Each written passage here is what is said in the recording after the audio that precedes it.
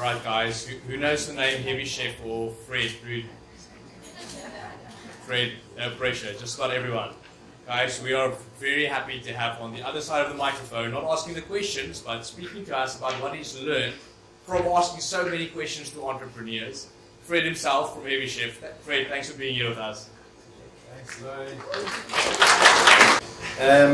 Evening, everybody. It's so good to see quite a few familiar faces in the crowd, and I see quite a few people who've actually been on the Heavy Chef platform. So, hello to all of you guys.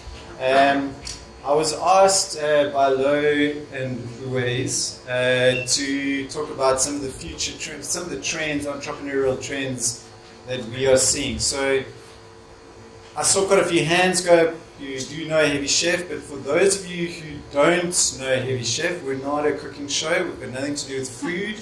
We're all about entrepreneurship, and we are a learning platform for entrepreneurs. So our core belief is that entrepreneurs can change the world for the better. And obviously in this country we have a lot of problems, and obviously for entrepreneurs, problems provide a lot of opportunities. So we have this view. It's a very idealistic view. And so I guess the one trend that I want to try and spread tonight is the trend of idealism. And it's certainly something that we can't quantify in terms of the research that we've done, but I would like to try and make a thing just by encouraging all of us, because I believe that we are the bottom-up change that this country and this region needs in order for us to resolve many of the critical endemic challenges that we face. And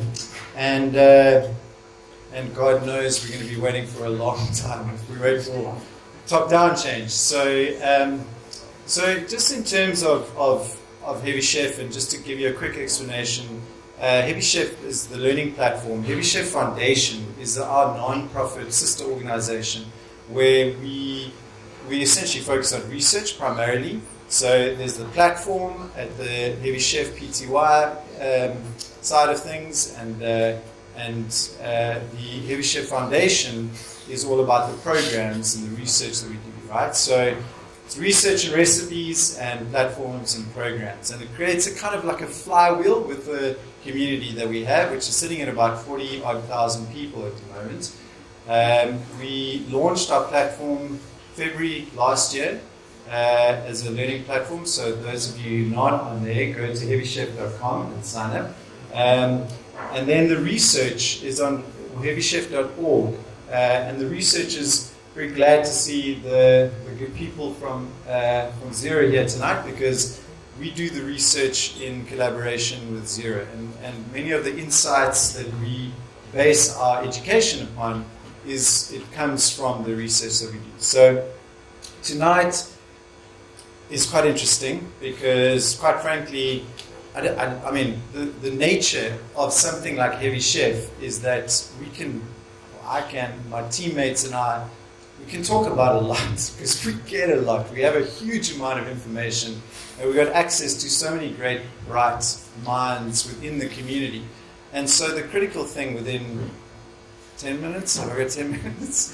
The other two speakers cheated a little bit, so I'll try and keep it short. But there's a heck of a lot we can talk about. So I'm going to try and stick to two main points, and the two points effectively are spoiler alerts. I was literally getting these in WhatsApp messages while sitting at the bar and copying and pasting them into my iPad here. So you heard it here first, folks. So the first spoiler alert is actually from the next Heavy Chef report, which is actually going to be released in a couple of weeks' time from now. So we're going to release it first to our partners, Zero being one of them, and we're going to present it to some of the key members of the ecosystem. And then on the 31st of January, at our next event in Johannesburg, it's the Futurists with Bronwyn Williams and Dion Chang. We're going to launch or release the next report. So if you subscribe to Heavy Chef, you can check it out.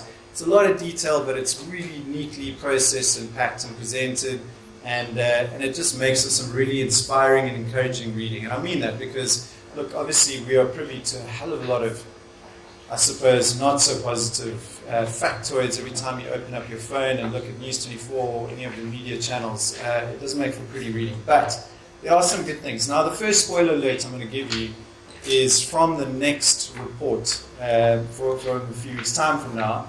And I think the key thing, there's a lot of insights in there, but the key thing that we found quite interesting, I found quite interesting, and my partners, Lucanio, Zinkler, and Louis found quite interesting, is that essentially education is changing fundamentally.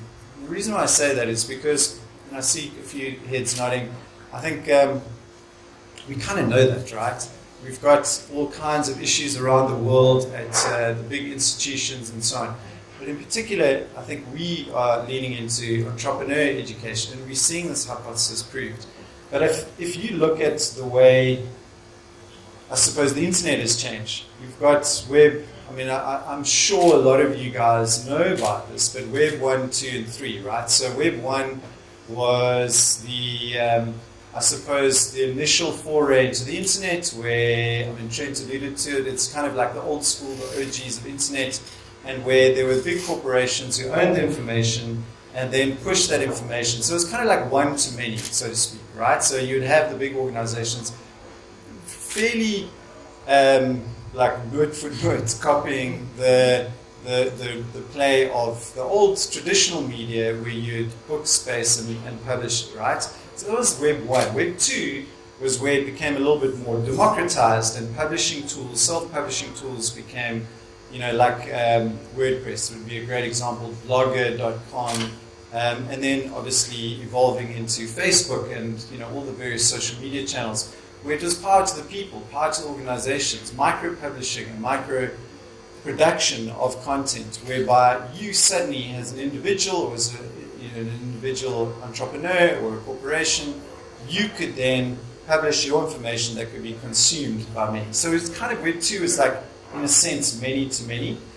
And Web 3 is kind of what we're going into now, which is, as many of you know, the kind of decentralization of information, right? So we're talking about, I mean, crypto is a great example of that. It's, you know, the deconstruction of all the platforms where data is becoming yours. You own your data, you know, as opposed to like Meta. I'm sorry if there's any Meta people here, but, you know, you take a big risk. If you're publishing on Facebook, Instagram, or even Twitter, God bless Elon's soul, you are going to be, you're putting it on somebody else's platform, and you're sort of privy to their algorithms and their wants and whims. So we're moving into a place where it's all deconstructed, decentralized, and the same is happening with education. And so what that means is that with education, we're seeing a lot of trends, a lot of the statistical analysis that we're privy to leading into this space where we are very obviously following the Web 1, Web 2, Web 3. We need to think of clever names for it other than Education 1, Education 2, and Education 3. But that is the I suppose, the arc of the narrative for education at the moment. And it's extremely exciting. So to Yvonne's point earlier, where she was talking about the value that is created when entrepreneurs speak to each other, there's examples of that within the research in all of this. So for example, and this was one of the little factoids out of the research that's emerging that was WhatsApp to me at the bar just now.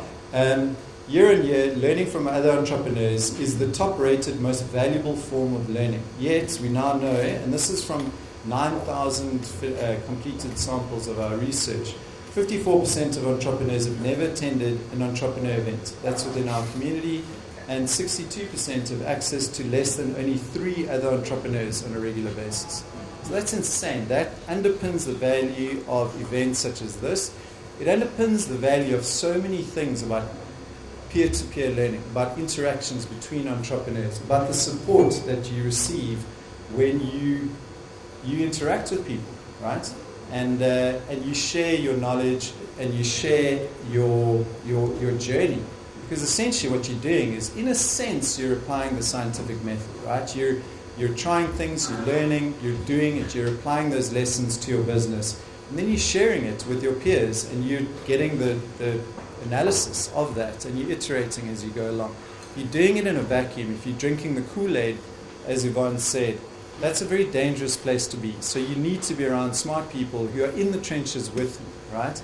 And that's one of the other findings that is emerging from our research, is that our entrepreneurs, as opposed, and I thought this was particularly interesting, our entrepreneurs, the people that we've researched, and they're across a broad swath of the South African society, as opposed to what I would have expected, they would want to learn from famous other entrepreneurs, people like Elon, for example, Jeff Bezos, or Patrice Motsepe, or Aliko Dangote, or any of these people. They actually want to learn from people who look like them, who speak like them, who come from the same neighborhoods as them, right? So people who they can identify with, as opposed to feel alienated from. And that for me is quite profound. So it speaks again to the need for not just the content within the community, within the education space, but the community within the education space, and particularly relevant for entrepreneurs. How am I doing for time? Probably not good. So I'm going to give you the second, there's a whole bunch of factoids which I'm not going to go through, but if you subscribe to leadership.com, you will get those hot in your inbox, so do that. As many of you guys know, people who do know me, I tend to go on road trips, and part of the reason for that is fun, but I think there's also there's a real need for me to connect with entrepreneurs, people out there in South Africa, as well as I've just recently, some of you know, I was chatting to Wes a little bit earlier, I've just come back from Europe, and you know, on these road trips I get a lot of insights from speaking to other entrepreneurs. And I mean, the European trip was super interesting. I think one of the key differences, I guess, in terms of, in Europe, it's almost like I would imagine that the entrepreneurs in Europe are largely, and certainly the ones that I met, focused on more technical problems based on a very kind of stable foundation, or a mostly relatively stable foundation. Whereas in South Africa and regions like South Africa, you know, we entrepreneurs are focused on more existential problems that are based on a largely unstable foundation, right? So it's a lot more urgent, and it also promotes much more of the trend in terms of, I guess, social impact businesses. Right? We do a lot of study in that, and I'm going to get to the second spoiler, which is you heard it here first, folks, because the announcement is going to happen tomorrow. We in all of these trips and all of the research that we do every year at the end of the year, mainly because entrepreneurs are not very good at celebrating their success, right? We hold a end of year function, also in partnership with the good people of Zero, called the South Africa's Top 5 Most Exciting Startups Awards. And so I have in my hot little hands the shortlist of 12, which will be announced tomorrow. And I believe there's one or two of you in the audience tonight, so I'm pretty stoked. In you know, all the research we do, all the kind of the questionnaires, one of the questions we ask is for people to nominate who they believe their most exciting startup in the South African space. Who is changing the world for the better within our community?